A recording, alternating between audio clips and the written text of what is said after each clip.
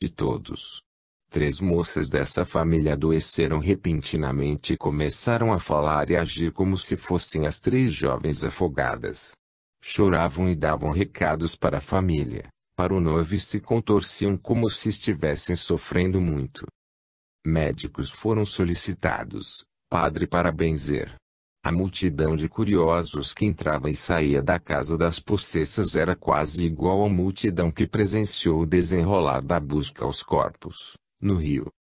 Havia gente que dizia ser falta de uma boa surra, outros diziam que elas queriam ser alvo da atenção geral e outros, ainda, acreditavam piamente que os espíritos das jovens afogadas se apoderaram das 3 irmãs. Era, sobretudo, uma ofensa à família das vítimas do Rio Grande. Foi tudo muito horrível. Como eu não acreditasse na possibilidade de um espírito de alguém que morreu entrar em um corpo de outra pessoa, achei aquilo tudo muito ridículo e procurei não tomar mais conhecimento e história. Só perguntei ao Marcinho por perguntar, para afastar aquele clima desagradável que a conversa sobre Pi. Jonathan deu origem. Elas melhoraram, respondeu Marcinho. Tudo voltou ao normal em SN.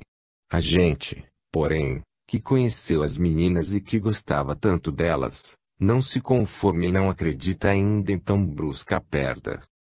A cerimônia do descendimento da cruz teve início e nós procuramos logo um lugar cômodo, para que não perdêssemos um só gesto e palavra do pregador.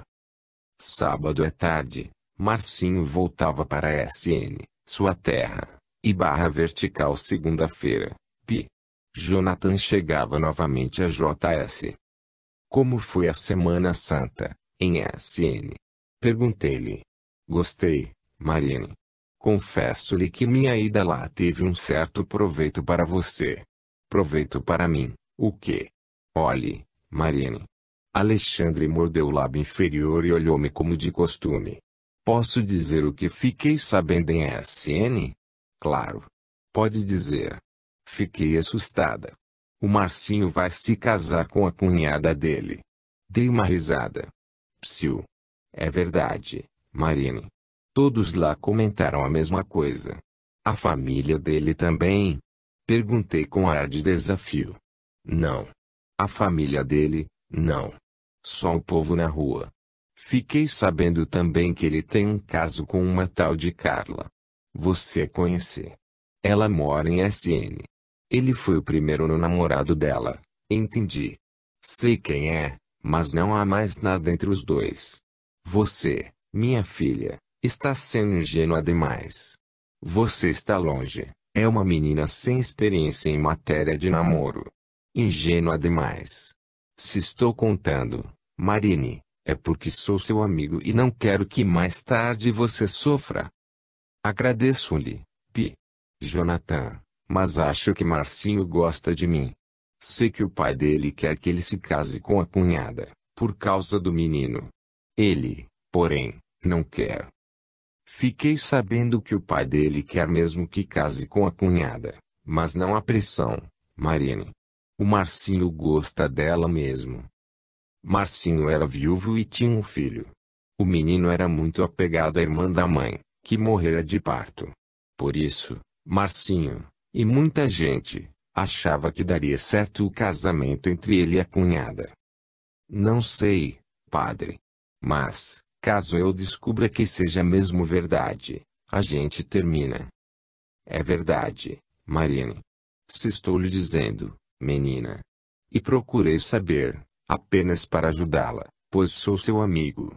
E, o pior, minha filha, é esse caso com a Carla. É um caso antigo. Desde antes do primeiro casamento de Marcinho. São esses casos, Marine, que costumam destruir o lar, depois. Acho que esse caso não existe mais. E, depois, para ser sincera, confio nele, disse eu, encerrando o assunto. Tudo bem. Vamos deixar pra lá. Fiz a minha parte, disse Pi. Jonathan, meio tristonho. Amanhã eu devo viajar para BH. Como?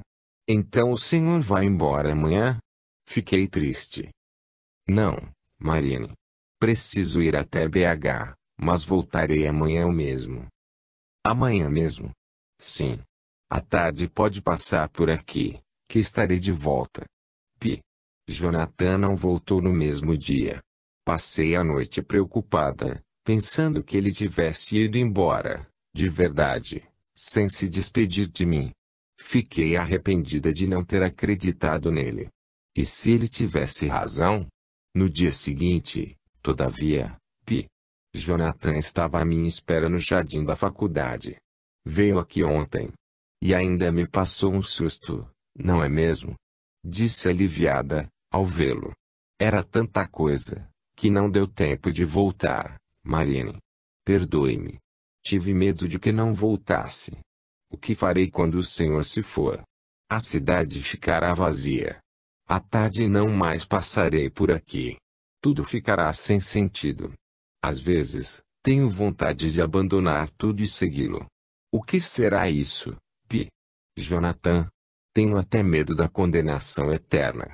A gente não está cometendo erro algum, mas o Senhor é um sacerdote. Deve gostar de todos igualmente sem exclusividades. E se eu não fosse sacerdote? Pi. Jonathan parecia eterno. Se o Senhor não fosse sacerdote, não me daria atenção. Psiu. Não diga bobagem, Marine. E Cristo também não teve predileção por um apóstolo. Pi. Jonathan olhou-me bastante e depois tirou do bolso uma caixinha dourada e disse-me: uma lembrancinha para você. Eu ia trazer um reloginho que era de minha irmã, porém achei que não ficaria bem dar de presente algo usado e resolvi comprar este cordãozinho. Abri a caixinha. Um perfume delicioso exalou da mesma. Dentro, em meio ao algodão, um cordãozinho com um belo crucifixo. Que lindo! Pi. Jonathan. Que delícia de perfume aqui dentro. Gostou, Marine? Adorei. Deus lhe pague, Alexandre. Será a recordação mais querida, durante toda a minha vida. Meus olhos se encheram de lágrimas. Pi. Jonathan sorriu. Estou lendo um livro muito bom, Marine. Vou copiar alguns pensamentos interessantes para você, sim. Certo, mas amanhã não passarei por aqui. Haverá a inauguração da estrada que liga a JS à cidade de Illinois e iremos representando o colégio. Sairemos cedo e não sei que horas voltaremos. Onde será a festa de inauguração? Não sei bem, mas acho que será perto de ser no Yacht Club. No dia seguinte, logo cedo, tomamos o ônibus especial perto do Teatro Municipal e partimos.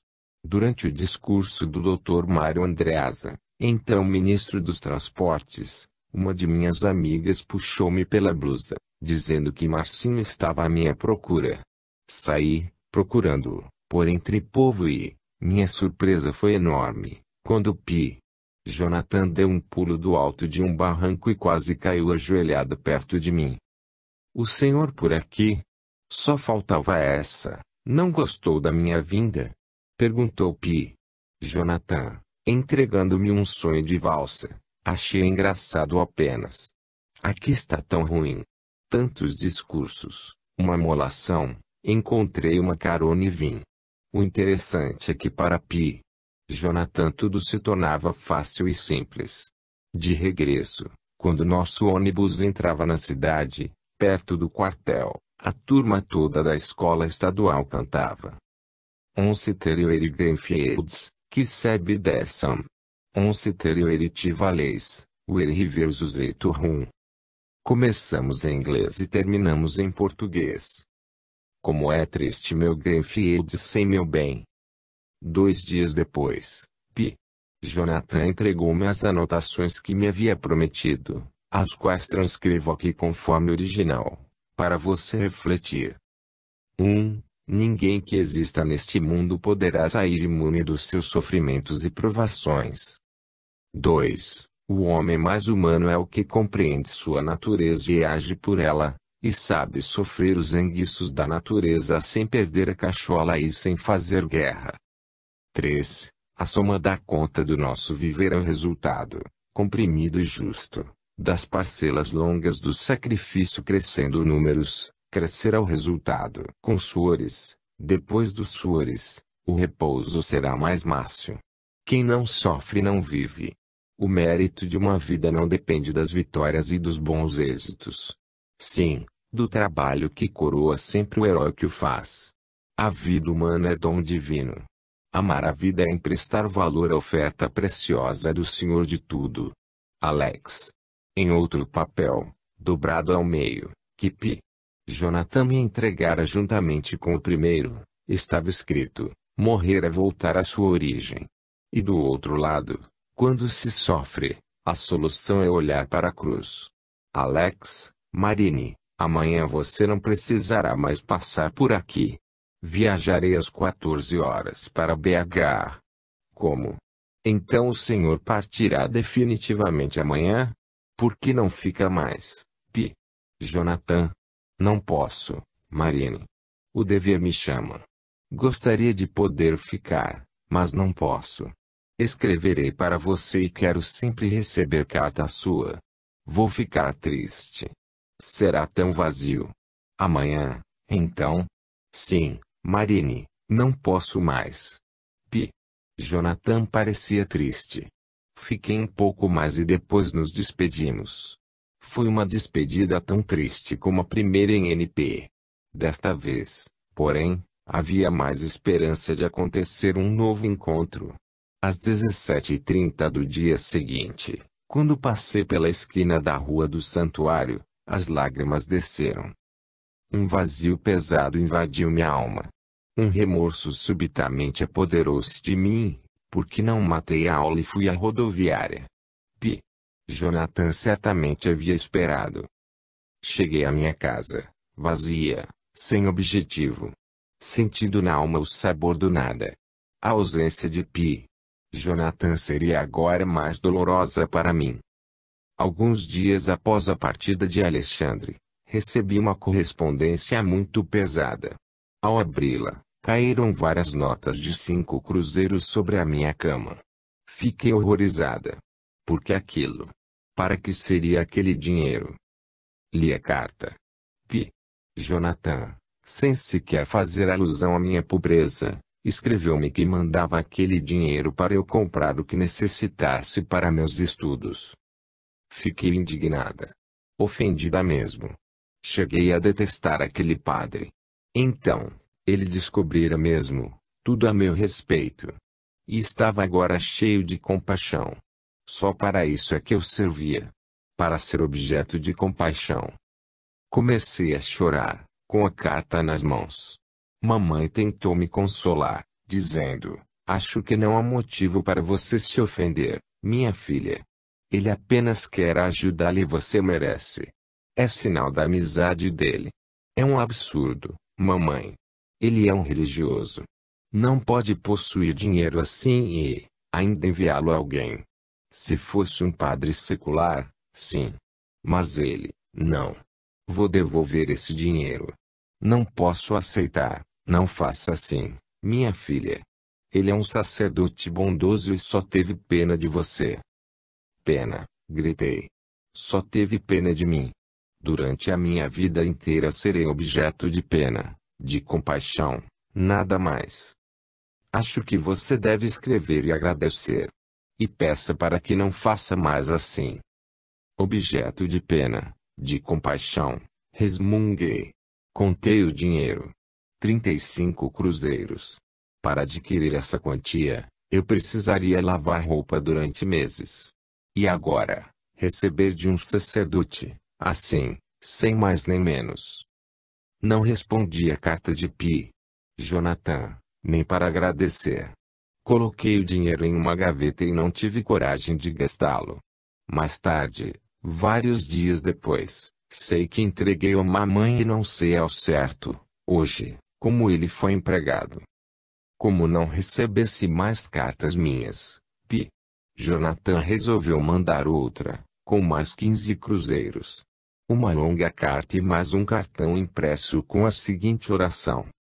Oração para escolha da vocação. Ó meu Deus, tu que lês no meu coração, Concede-me a vontade de agradar somente a ti. Dá-me a graça de conhecer qual vocação devo abraçar e, uma vez conhecida, a siga e seguindo possa glorificar-te, realizar-me e merecer o prêmio eterno.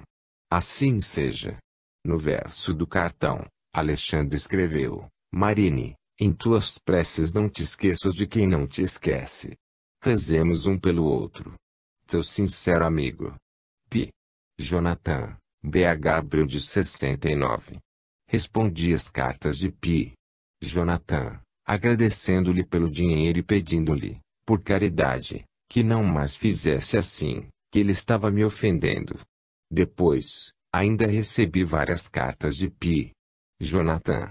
A última não respondi. As atividades escolares e também aquela vida de dúvida atroz a respeito do amor de Marcinho estavam me absorvendo demais. Em maio, realizou-se na cidade de JS um concurso sobre um vulto feminino de Inconfidência Mineira. Entrei a pedido de minhas colegas, concorrendo com um poema. Este foi classificado em primeiro lugar e, no dia 22 de maio, eu subi ao palco do Teatro Municipal, para receber meu prêmio. O prêmio prometido era um escudo de bronze, mas, o que recebi foi uma caneta Scheffer. Ironia. A minha decepção foi grande, porém estava feliz, pois Marcinho compareceu às festividades. Poucos dias após a entrega do prêmio, vendi minha caneta por 15 cruzeiros, para ajudar em casa. O tenente do exército que comprara o caneta por compaixão, também por compaixão, pediu-me que desse umas aulas de reforço ao seu filhinho, que ia mal nos estudos. Comecei, assim, a lecionar português para o filho do tenente, todos os dias, das 13 horas até as 15h30. Antes, porém, eu dava uma passadinha pela casa de minha avó, que se encontrava acamada. Vovó era muito importante para mim, pois passei grande parte da minha infância a seu lado. Sofria, como sofria minha avó, tão inocentemente, nas mãos de minhas tias. E ela sempre meiga e calma. Acredito que esses sejam os espíritos que passam pela última vez pelo nosso planeta. Como há pessoas sofrendo e compreendendo tão dignamente o valor do sofrimento. Como não se rebelam e não se lamentam aos quatro cantos. Assim era minha avózinha. Aceitava os maus tratos com dignidade de uma boa cristã. Em junho, Marcinho não compareceu a JS e, em julho estive um pouquinho só, com ele, quando foi para o casamento de sua prima. Na noite de 3 de agosto de 1969, minha querida avózinha despia-se do corpo, para entrar livre na realidade absoluta. Chorei tanto. O mundo tornara-se sem sentido. Era a primeira vez que alguém, assim tão cara para mim, partia para outra morada. Pobre vovó, eu pensava sempre, sofreu tanto. Seus últimos dias foram sobre o leito, naquela magreza que fazia com que a pele se ferisse ao contato da cama. Uma solidão sepulcral, pois minha tia não permitia que as pessoas se aproximassem dela. Eu, porém, chegava, entrava casa adentro e sentava-me a seu lado, para batermos um papo. Ela está dormindo, Marine, gritava minha tia. Não, senhora, não está. Nós estamos conversando. Como vão as aulas com o menino do tenente? Perguntava a vovó. Estamos indo bem, vovó. E o Marcinho? Queria eu tanto ver sua formatura e seu casamento com o Marcinho. Entretanto, minha filha, vou partir antes. Minha garganta ficava interrompida por um nó e eu saía do quarto, antes de derreter-me em lágrimas. Minha avózinha se foi e a vida, como sempre, continuou. O ano de 1969 foi bem amargo para mim. Uma amargura diferente daquela que vivi no ano passado. Em 1968, a angústia que vinha de dentro de mim, não tinha uma explicação. Eu mesma criava aquele palco de dramas, onde eu era o carrasco e o inocente. Neste ano de 1969, porém, O que me assolava eram os acontecimentos exteriores. Primeiro, o pânico pela morte dos 4 irmãos afogados no Rio Grande. Depois, a cirurgia de mamãe, que quase a levou à morte. Meu relacionamento com Marcinho, que me trazia dúvidas cruéis. Seu pouco caso. Suas aventuras, etc. Em agosto, parte minha querida avó. Tudo isso marcou-me, fazendo com que meu entusiasmo pela formatura morresse. Meu anel estava comprado, já. Certo dia, recebi um recado de Alexandre, ou melhor, de Pi. Jonathan. Estava ele na cidade de IB, vizinha de JS, e ministrava um curso para alfabetização de adultos, pelo método SDB. Queria encontrar-se comigo, pois estava de partida para MR e não sabia quando voltaria. À tarde, tomei o ônibus para a cidade de B e ainda cheguei para o encerramento do curso ministrado por Pi. Jonathan. Após a aula, fui jantar no colégio das irmãs. Depois do jantar, Pi. Jonathan saiu do colégio dos padres e veio ao meu encontro, a fim de irmos para a rodoviária. Voltaria eu, ainda, naquele dia, para JS. A tarde era triste e ventosa, apesar de ser mês de outubro. A chuva havia cessado e o céu parecia carrancudo. As ruas íngremes da cidade de B estavam úmidas e feias. Chegamos à estação rodoviária e comprei minha passagem. Enquanto aguardava a hora de partir, Pi. Jonathan chamou-me para um jardim, ao lado e, entre o verde dos canteiros e as diversas cores das flores, despedi-me de Alexandre. Ele estava de terno preto. Oh! Como me lembro! Uma caneta vermelha no bolso do paletó dava um realce especial, embora talvez fosse notado só por mim. Alexandre estava bonito, apesar da idade. Seus olhos miúdos traziam sempre um quê de tristeza. A tarde morria e os carros passavam indiferentes, ao nosso redor. Obrigado, por ter vindo. Adeus, Marine. Adeus, Padre Ju. Alexandre. Eu estava feliz por ter tido a oportunidade de rever meu amigo. Teriam outras oportunidades, pensei. Todavia, no grande mistério do universo estava escrito, sem que eu sequer imaginasse, que aquele seria, neste planeta Terra, o último encontro de uma ex-aluna do internato e de um sacerdote, enquanto sacerdote. A força oculta que rege o universo é perfeitamente sábia, ao poupar-nos de certos detalhes da vida, que nos machucarão, se deles tomarmos conhecimento. A cidade de B ficava para trás. Meus atos iam também ficando impressos no grande livro da vida. Os segundos, todos eles, vividos com intensidade por mim, mesmo ignorando o real sentido de cada um, seriam um dia esclarecidos. Um dia, quando a divina sabedoria rasgasse outra cortina à minha frente e apresentasse uma nova revelação. Eurico, o presbítero imortalizara o notável escritor português. Eurico, o presbítero fizera-me vibrar em uma aula de literatura. O meu gardingo de carteia era Pi. Jonathan, o cavaleiro negro, o soldado da grande batalha terrestre. Ele, o Eurico. Ele não atravessou por acaso o meu caminho. Terceira parte. SN. 31 de maio de 1972. 21 horas de uma noite fria e silenciosa. No quarto, próximo à cozinha, dormia tranquilamente um robusto bebê de 4 meses, chamado Kildari. Era meu primeiro filho. Casei-me com Marcinho, em fevereiro de 1971, e, em janeiro de 1972, nascia o garoto. Levávamos uma vida tranquila em SN. Marcinho, além de possuir uma casa comercial, colaborava como professor e secretário no pequeno ginásio da 900S. Eu dava minhas aulas no primário, como contratado, e assumira também as cadeiras de português, inglês e ensino religioso, no ginásio. O ordenado do ginásio era insignificante e o do estado passava até 8 meses sem aparecer. Mesmo assim, Levávamos uma vida decente e, agora, adornada pela grande presença de nosso filho Kildare. SN é fruto de um pouso dos bandeirantes que, em 1674, partiram de São Paulo, em busca das lendárias esmeraldas, que dormitavam na estonteante Vapabuçu. A bela Serra Negra dá um ar de mistério pequenina à cidade SN. É uma serra cheia de lendas e de aparições. A própria cidade é envolvida por contos interessantes sobre fantasmas, pilões que socam fora de hora, vultos que aparecem e correntes que se arrastam.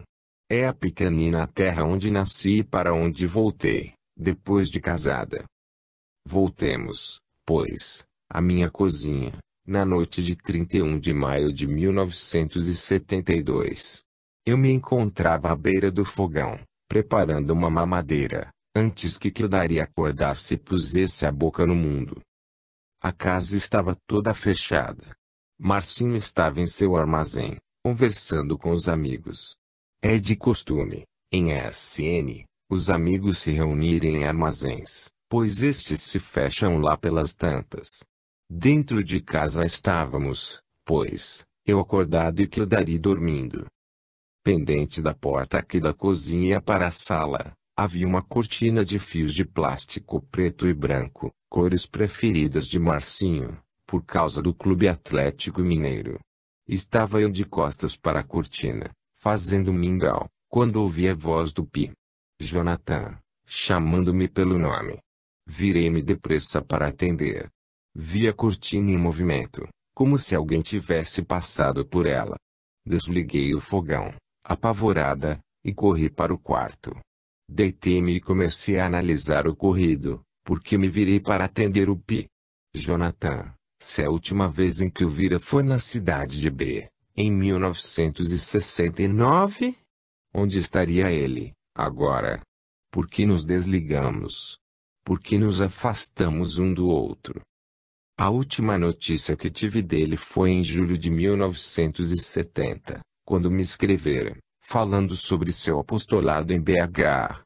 Porque, meu Deus, eu não mais lhe escrevi.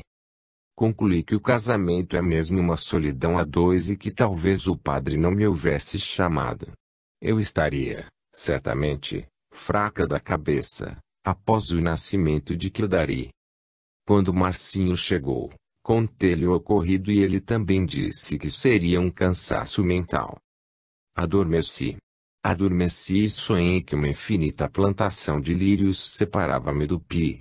Jonathan que, do outro lado, estendia-me as mãos. Seus braços tornavam-se imensamente compridos, tentando tocar-me. Minhas mãos também tentavam tocar as dele e não conseguiam. Quando procurava dar passos, a fim de atravessar para o outro lado, meus pés afundavam-se em um atoleiro. Toda a enorme plantação de lírios estava sobre um pântano. Pi. Jonathan dizia, venha, que do lado de cá é melhor. Venha, Marine, comigo. Tudo aí é tão triste. E seus braços tomavam uma dimensão terrivelmente grande, a fim de me puxarem. Mas, não conseguimos. Acordei.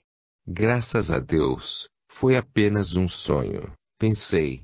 Todavia, não consegui mais dormir.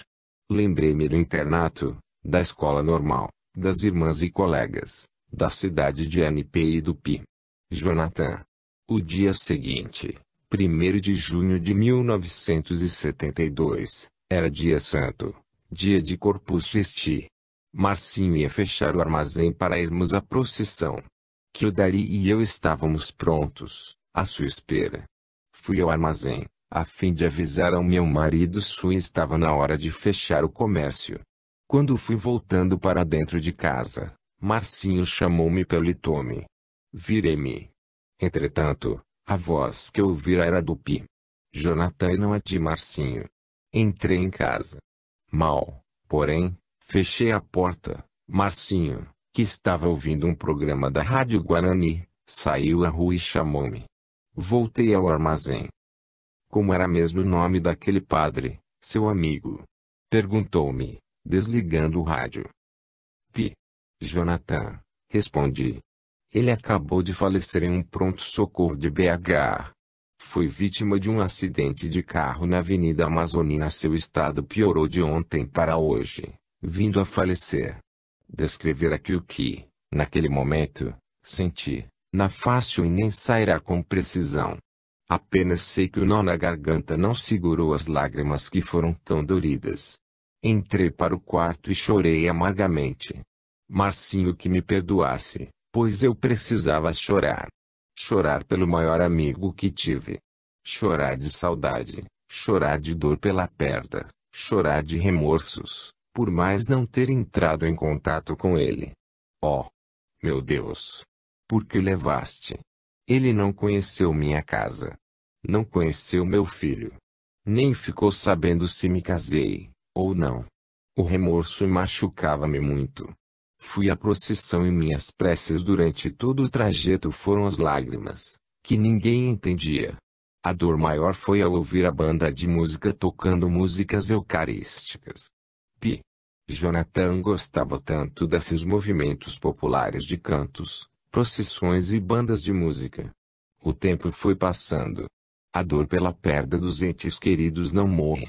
O tempo apenas mostra que a vida continua e que ficar chorando nunca fez um morto voltar.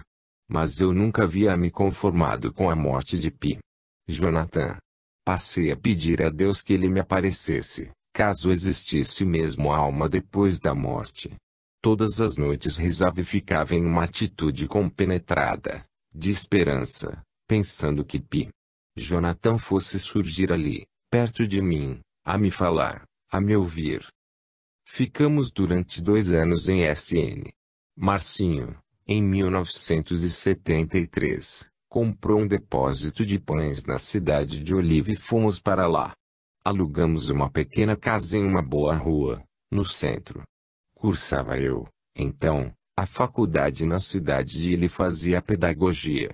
Apesar de não sentir grande simpatia pelo curso, sentia, eu, necessidade do mesmo, para que um dia pudesse desempenhar melhor em um cargo no campo educacional.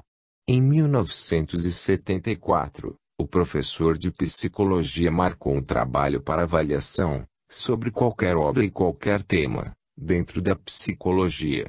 Estive em JS a fim de fazer uma visita aos meus familiares e vi em uma livraria um livro marrom. Era para psicologia, de R. Amador. Comprei-o para fazer o meu trabalho. Apreciei muito o assunto sobre parapsicologia. As experiências de J.B. Rini de Richet, o caso das irmãs Fox, tudo despertou em mim um grande interesse. Apesar de ser uma pessoa profundamente espiritualista, não passei daí. Fiquei somente no trabalho da faculdade. Continuava pedindo que Pi. Jonathan aparecesse. Umas 2 vezes apenas sonhei com ele. Sonhos sem importância que até já se apagaram da minha memória. Em 1975, já morávamos em uma rua mais acima, paralela à que moramos antes. Foi nesse ano que ganhamos nossa filha Kessia. Certa noite, quando Kessia ainda era bem pequena, sonhei que Peri, o enorme cão do vizinho, forçava a porta do nosso quarto de dormir. Meu marido queria passar para a cozinha, mas não conseguia, pois Peri estava na sala, perto da porta do quarto. Finalmente, depois de muito relutar, Marcinho conseguiu passar para a cozinha e abrir a porta para que o cão saísse. Foram momentos de grande medo, pois Peri não estava querendo sair de dentro de nossa casa e qualquer ameaça seria perigosa. Um forte empurrão na porta do quarto fez-me acordar tremendo. Chamei Marcinho para que ele olhasse o que estava empurrando a porta do quarto. Ele, porém, disse qualquer coisa sem sentido e virou-se para o canto, dormindo. Minutos mais tarde, Marcinho levantou-se para trabalhar. Ao abrir a porta do quarto, deu um pulo para trás, fechando-a novamente. Venha ver o que está aqui, disse-me. Credo. Eu não, respondi. Marcinho tornou a abrir a porta e gritou, sai, Peri. A este nome, levantei-me depressa. Não. Não podia ser. Outro sonho significativo. Marcinho pegou o banquinho e foi passando, protegendo-os com ele. Abriu a porta da cozinha e, com cuidado, colocou o Peri para o quintal. Ficamos sabendo, depois, que o cão tinha medo de foguetes. Houvera um foguetório na véspera, perto de casa e, como a porta da cozinha estivesse aberta, o animal, depois de furar a cerca de taquara do quintal, entrara pela nossa casa adentro, escondendo-se em um quartinho que ninguém usava. Em 1977, nasceu nossa filha Keila. Nasceu de 8 meses de gestação. Era saudável e gordinha. Se eu parasse para analisar minha vida, sentiria que estava vendo um retrocesso. Na cidade de Oliva, lecionei somente 2 meses em uma escola. Os aborrecimentos foram tantos que Marcinho resolveu que eu não trabalharia fora de casa. Havia, porém, um espaço para mim, na Gazeta local. Sempre publicava meus poemas e minhas crônicas. Tinha um bom círculo de amizades, mas, na realidade sempre estava faltando algo que eu não sabia mesmo o que. No mês de agosto de 1979, inscrevi-me para o concurso do IPSEM. No momento da prova, pedi à alma de Pi. Jonathan que me ajudasse, que me iluminasse. Eu queria passar e trabalhar. Não aguentava mais o confinamento dentro de casa. Não fui criada para o limitado. Era necessário que algo mudasse em minha vida, não sabia o que nem como. Alguns meses depois, o resultado do concurso saiu no Minas Gerais. Nosso vizinho mostrou-me o jornal. Consegui o primeiro lugar. Fiquei muito feliz. Felicidade que logo se esvaiu. Eu estava grávida. Como trabalhar com mais um filho pequeno? Mandei celebrar uma missa pela alma do Pi. Jonathan. Fui à missa. Havia eu há muito tempo abandonado as práticas religiosas. Nem mesmo sabia direito o motivo de tal atitude. Sempre achei a filosofia cristã maravilhosa, mas a Igreja Católica não preenchia minha sede de espiritualidade. Li sobre outras seitas. Não gostei. Fiquei, então, apenas com minha fé em Deus, com minhas orações da noite que, talvez, fossem mais hábito que piedade. Minha noção de infinito e de espiritualidade, todavia, era aguçada. Uma lembrança bizarra, de vez em quando, torturava meu espírito. Tal lembrança bastava para eu me fechar em mim e passar vários dias em clima de introspecção e em crises de angústia. Era um luar, milharal com folhas prateadas pelos raios da lua. Um bosque encantador surgia, em seguida. Lindos cavalos de raça e cães de caça. Uma enorme construção mal focalizada, uma nobreza sem explicação e um homem demasiadamente branco e esquisito que me atormentava. Quando surgia a lembrança desse sujeito branco, sem nitidez, estranha presença, eu sentia repugnância, medo, vergonha, atração e submissão. Não sei explicar. Era o ponto da minha crise que mais esforço exigia de mim. Comecei a aceitar tais recordações como coisas imanentes em mim, coisas do meu eu interior. Desde criança, isso ocorria. São coisas que não me aconteceram, realmente, tenho certeza absoluta. Lembro-me muito bem de coisas que me aconteceram, desde tenra idade. Tais coisas fazem parte da minha vida, que qualquer um conhecer. Minhas crises, no entanto, não foram vividas por mim, desde que nasci, na cidade de SN. Não foram vividas por mim em NP, nem em JS nem Oliva. É um estado de espírito inexplicável. As noites de luar traziam-me mais confusão à alma. Uma sensação de ter sido nobre e de ter vivido em outro lugar. Uma necessidade cruciante de recordar com exatidão e não conseguir. Marcinho ficara revoltado com minha gravidez. A agência do IPSEM seria inaugurada em maio de 1980, justo no mês do parto. Solicitamos uma substituta para mim, quando os trabalhos tivessem início. Não foi possível. Ou eu assumiria, ou cederia o lugar para a segunda colocada. E foi assim que aconteceu. Não pude trabalhar na agência do IPSEM. Às 24 horas do dia 25 de maio de 1980, nascia meu filho Clodem Alexandre. Nasceu de parto normal, sem muito padecer para mim. Passei bem. Nem necessidade daqueles desagradáveis pontos houve. Foi o parto mais feliz de minha vida. Clodem era magrinho, muito magrinho. Estava sempre com as mãozinhas frias. Por isso, era sempre colocado no canto de minha cama, para que eu segurasse e esquentasse suas mãozinhas. Morávamos, então, em um chalezinho que Marcinho comprara, em um bairro novo, de casas elegantes. Estávamos felizes. Clodari, com 8 anos, era um menino inteligente e bem comportado. Era nosso orgulho. As professoras diziam que ele era maduro e responsável. Um homenzinho. Kessia já estava no jardim de infância e tinha um ótimo desenvolvimento. Kela ainda estava com 3 anos. Era uma gracinha. Muito levada. Clodem, o pequenino, era bonzinho e dormia bem. De vez em quando, todavia, durante o sono, sua respiração tornava-se rápida e ofegante, chegando mesmo a fazer grande barulho. Está sonhando? Pensava eu. E mudava de posição.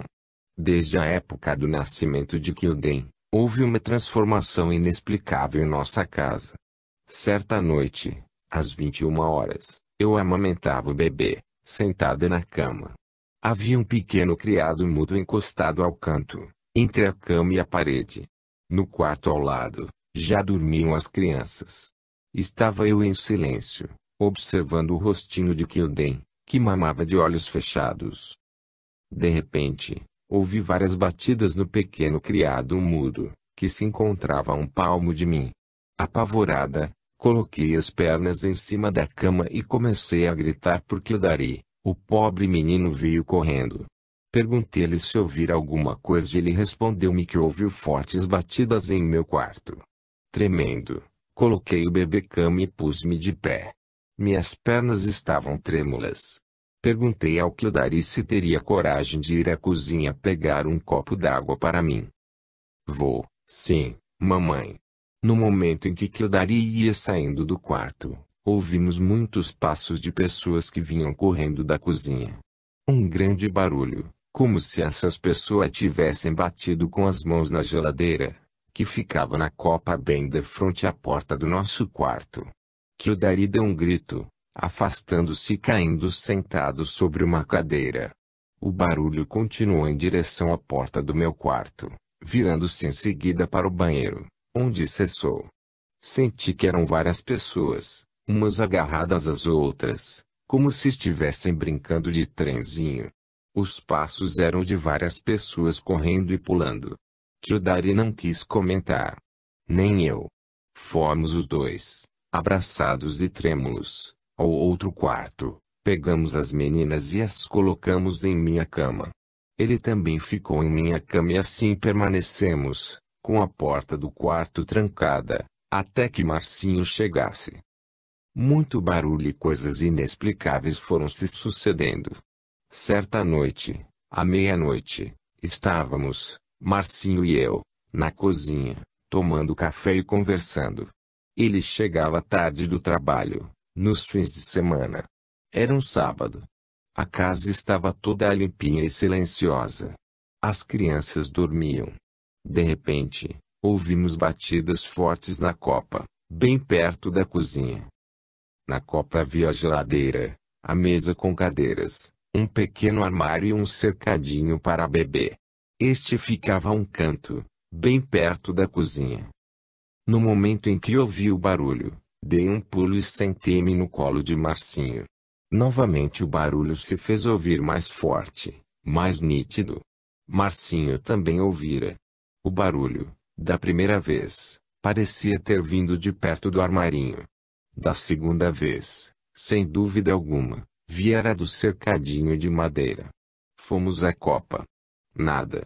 Tudo silencioso e nos devidos lugares. Outra noite, às 21 horas, estávamos já deitados. Só Marcinho ainda trabalhava.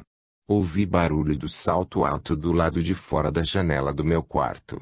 Havia uma rampa que subia para o alpendre, bem debaixo da janela do quarto.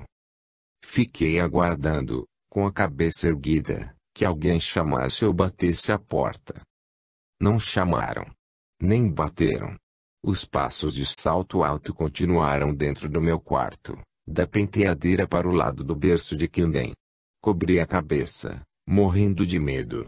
Gritei por Kyodari, que logo apareceu. Novamente coloquei todos em minha cama e tranquei a porta do quarto, até que Marcinho chegasse.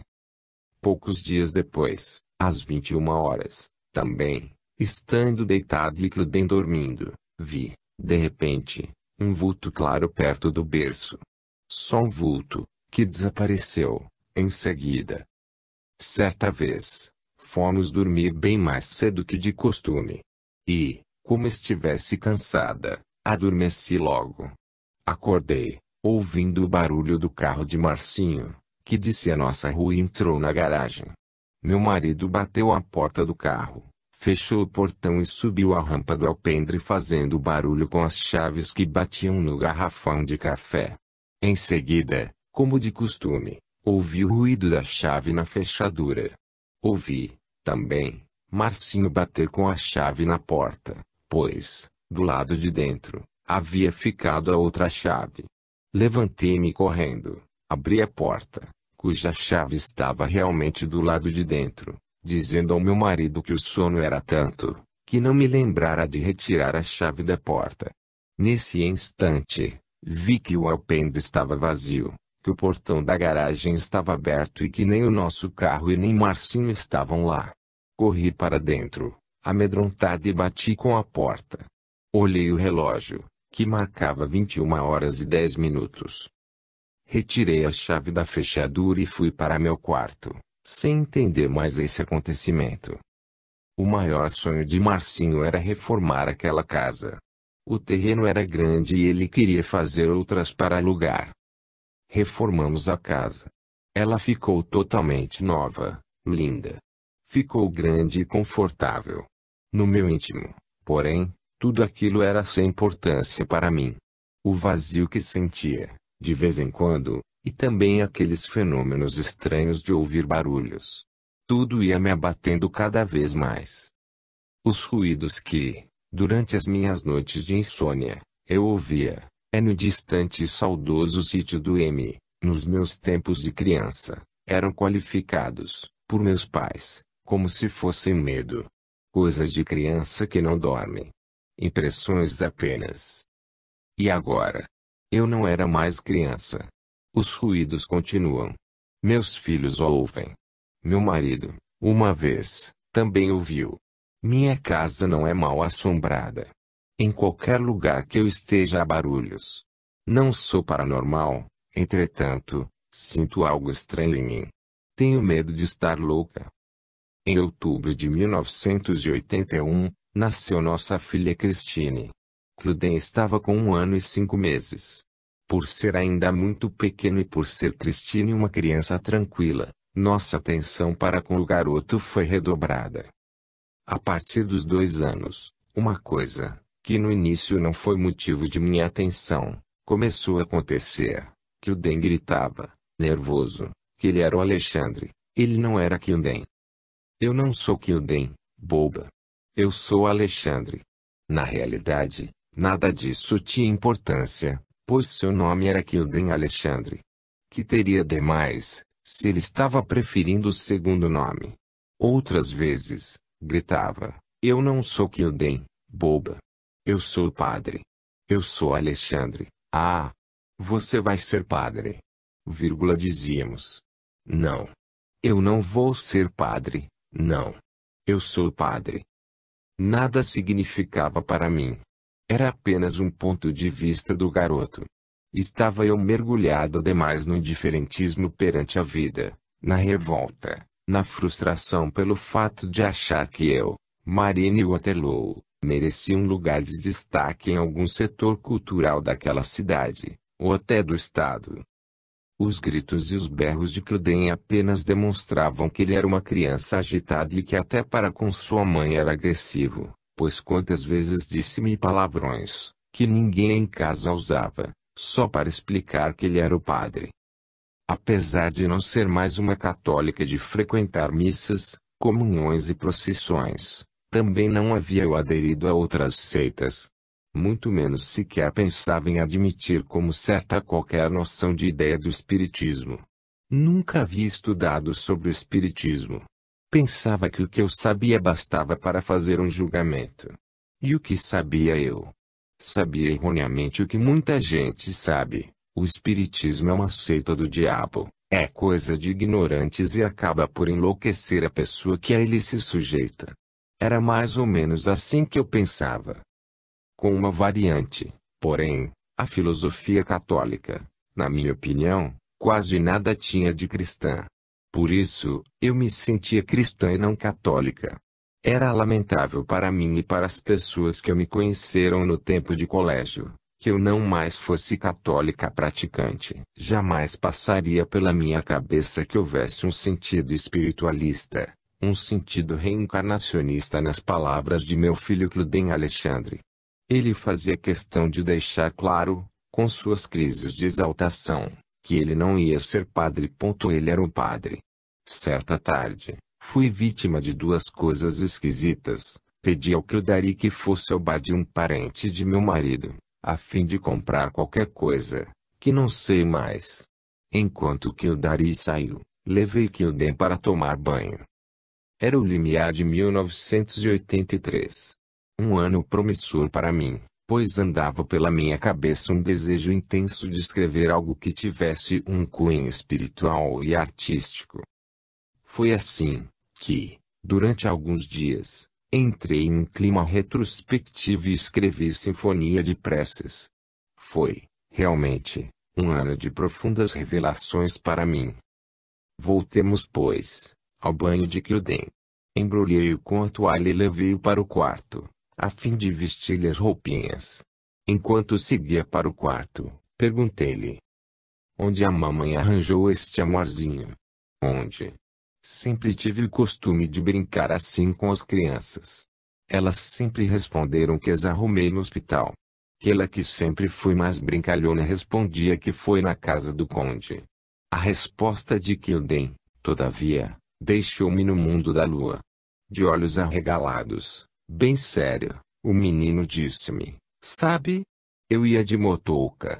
Aí, veio um caminhão e bateu na minha motoca. Eu caí com a cabeça no chão e morri. Eu fui lá no fundo e, então, você arrumou outro eu. Apavorada com aquela resposta, perguntei-lhe: quando, meu filho, aconteceu uma coisa dessa? Quando eu era padre. A minha motoca foi no chão e eu fui lá no fundo, no buraco.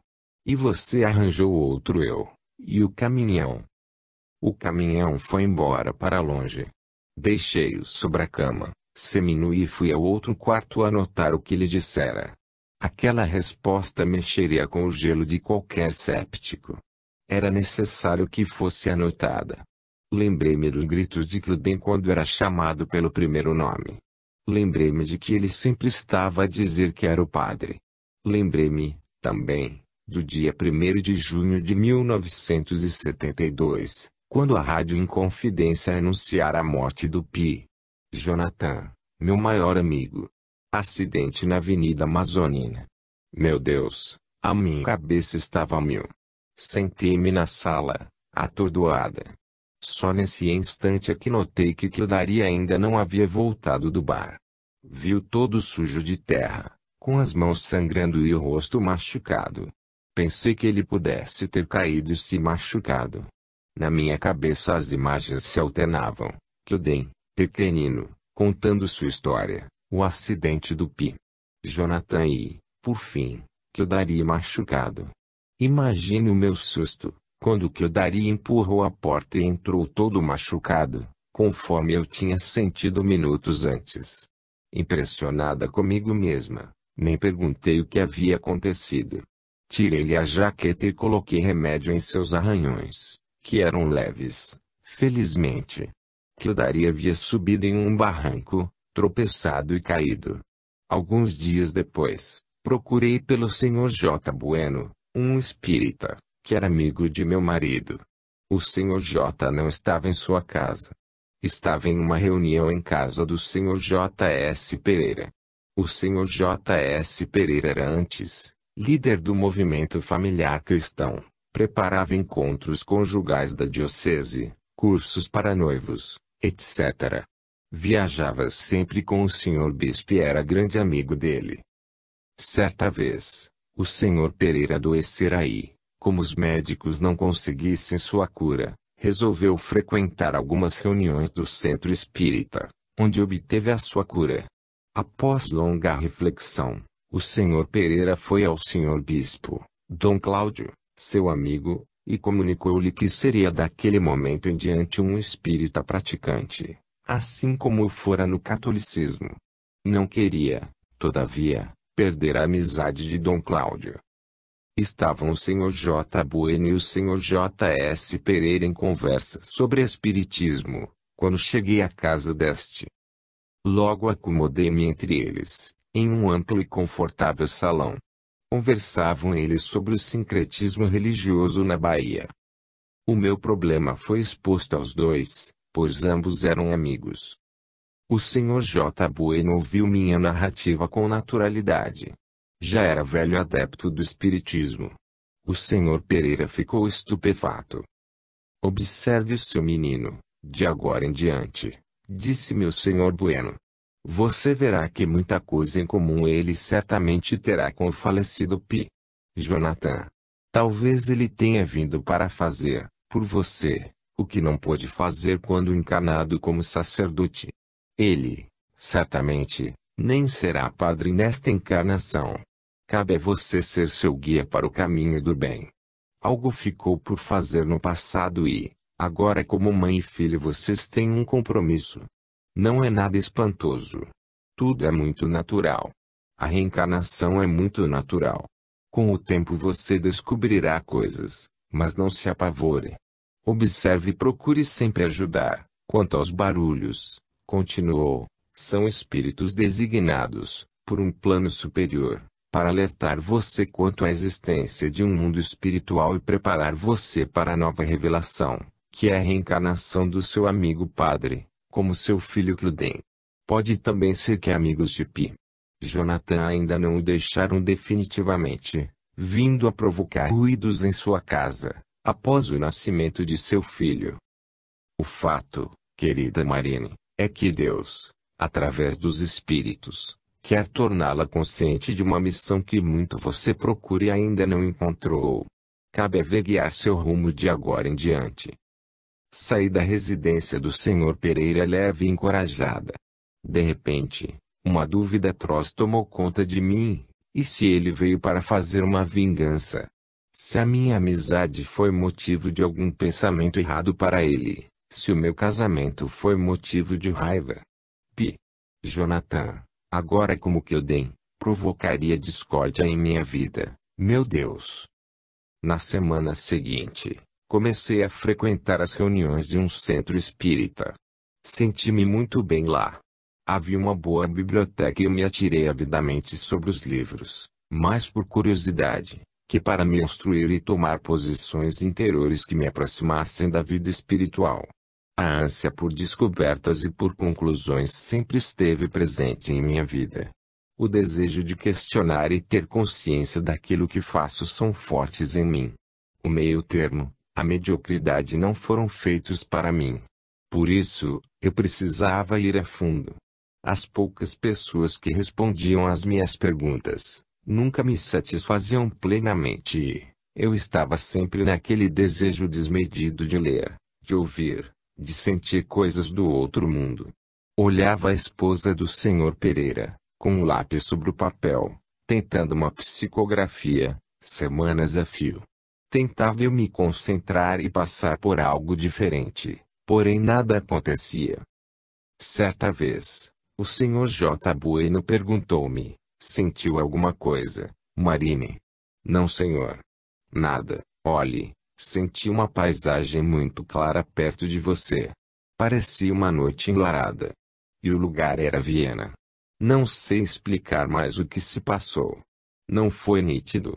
Disse o Sr. J. Antes, porém, que esses fenômenos sobre Cruden Alexandre ocorressem, antes de tudo que narrei acima, certa vez estávamos em BH, em pleno meio-dia, dentro de nosso carro. O rádio estava ligado e nós seguíamos rumo ao centro.